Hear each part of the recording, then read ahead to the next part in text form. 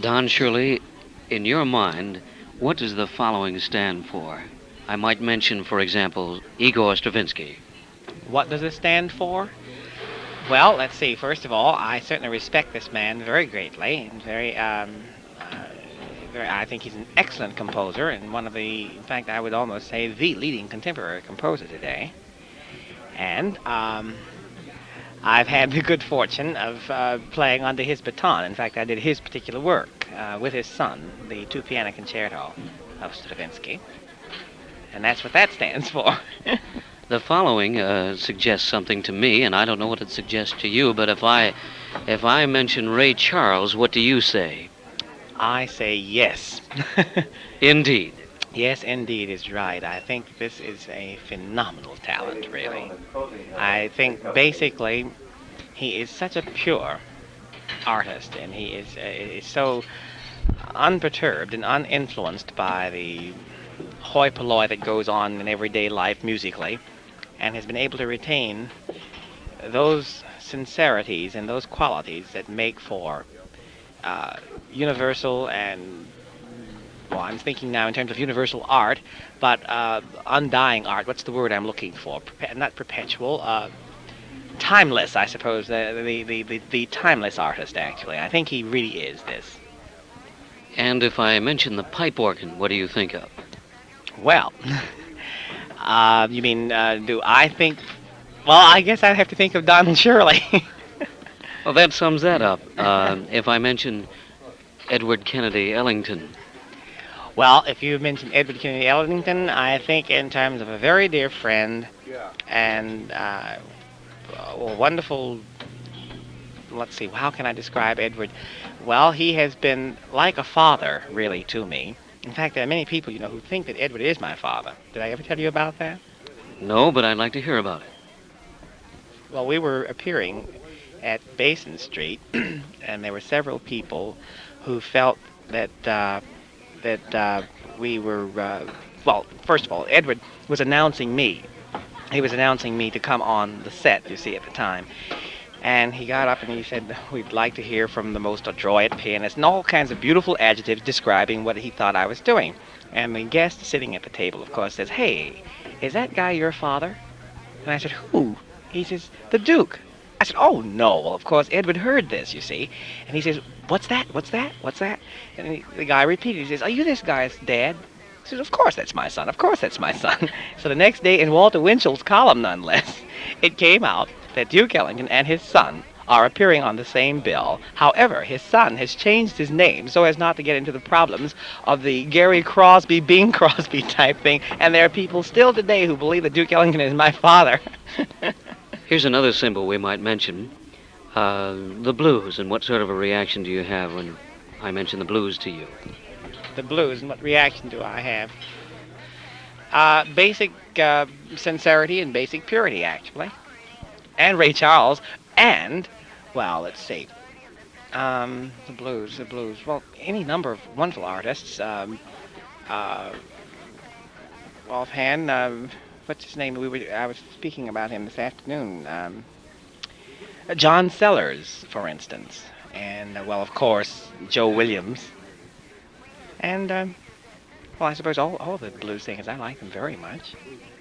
Don Shirley, someone asked me the other night, does, for example, the program that you play sound the same one night as it does the other? For example, if I were sitting and listening to Willow Weep for Me or My Funny Valentine on Tuesday night, will it sound the same way on Wednesday night? Well, no, I don't think that.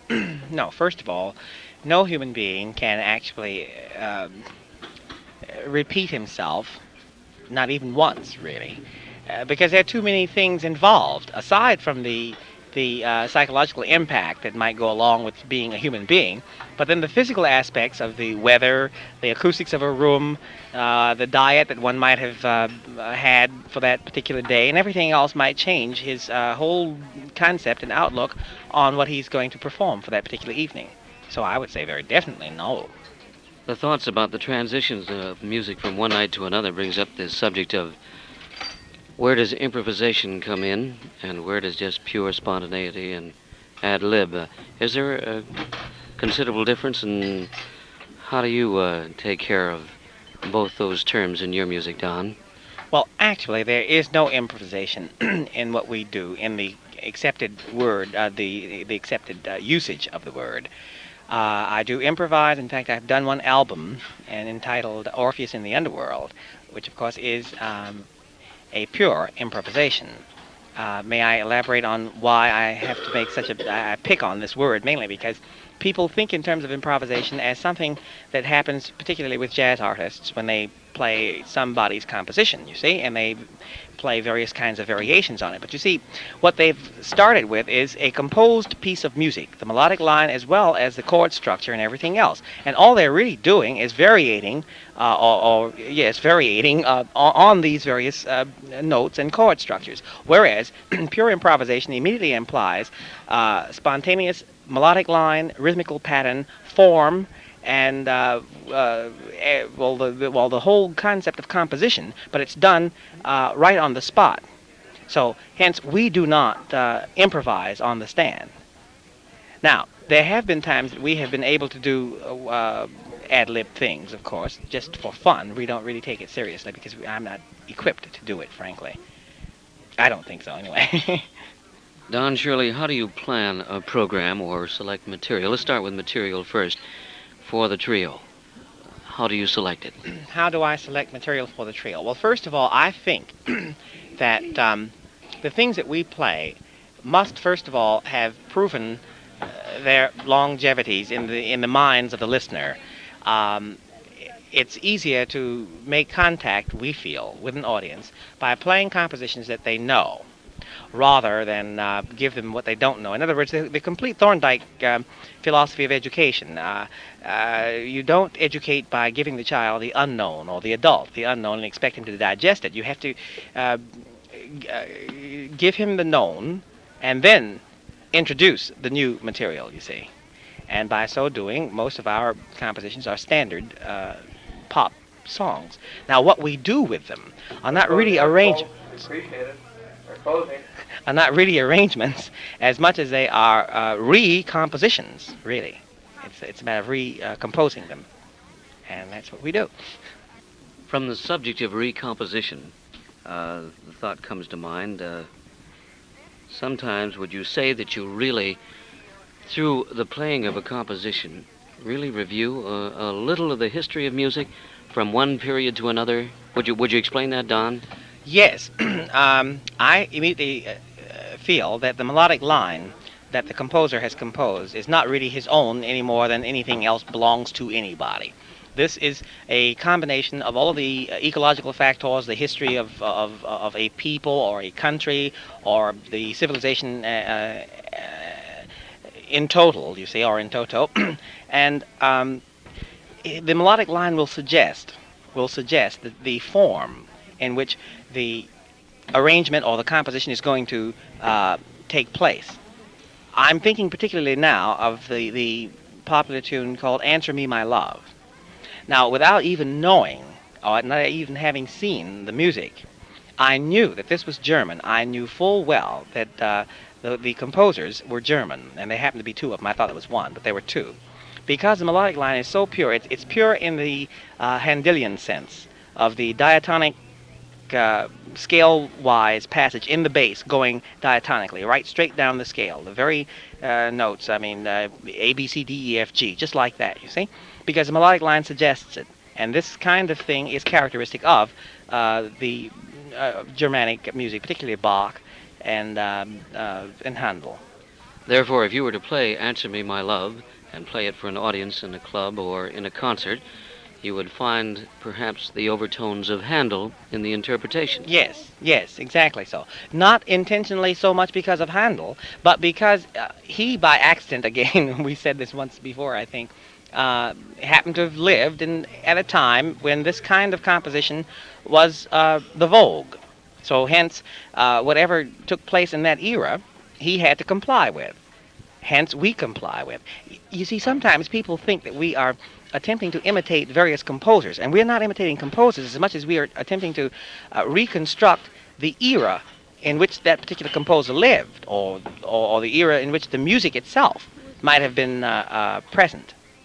May I ask you, for example, if you're playing Lullaby of Birdland, which we all recognize as a kind of national anthem of jazz, who would you find who would you find being reviewed and reconstructed in the composition of Lullaby of Birdland? Well, in Lullaby of Birdland, well, George Shearing, of course, is a very dear friend of mine, and I don't really think so much of George when playing it as much as I do of Mendelssohn, because it's 19th century in its form.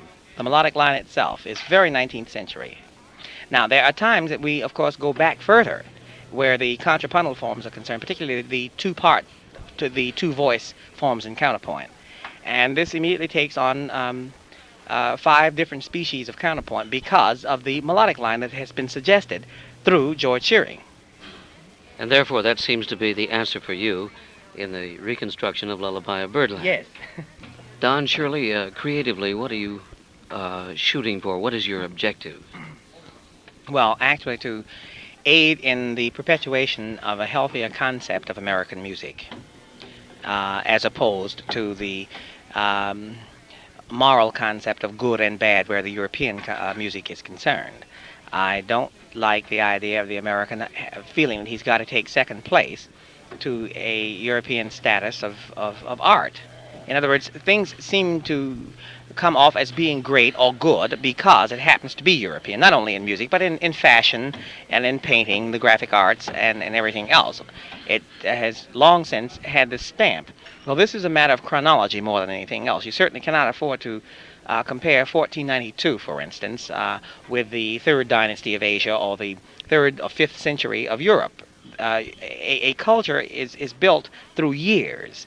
Now, the fortunate thing is that jazz, or American music, I prefer calling it that because most people think in terms of jazz, again, as a noun, and I don't think of it as a noun at all. I think of it as an adjective or an adverb, something describing the cultures indigenous unto the United States of America.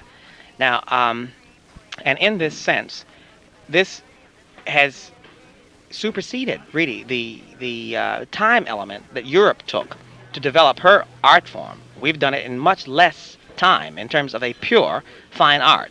And when I think in terms of fine art, I'm doing it on the basis in which Aristotle implied in his Poetics. He never gave rules and regulations as to what fine arts are or why they should be, but he certainly implied that certain things must be present in order for a thing to be construed to be a fine art as opposed to a useful art.